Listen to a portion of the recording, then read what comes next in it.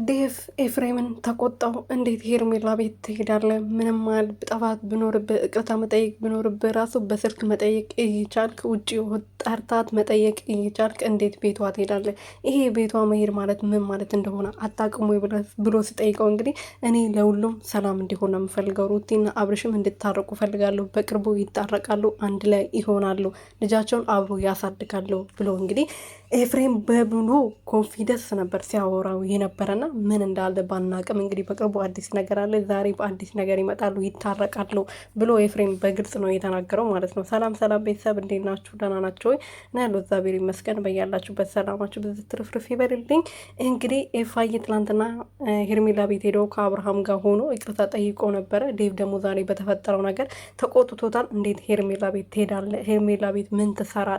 በማለት ከነሱ ህይወት ውጣ፣ የራሳቸውን ህይወት ይኑሩበት፣ አንተን አይመለከትህም። ሩቲና አብርሽ ተለያይተዋል። ልጃቸውን በፍቅር ያሳድጉ እንጂ እነሱ አብሮ የሚሆኑ ሰዎች አይደሉም። በእነሱ ደግሞ ጣቅላ መግባት የለብህም አንተ ብሎታል። የአማርኛ ችግር ነው፣ ይቅርታ አድርጉልኝ ቤተሰብ።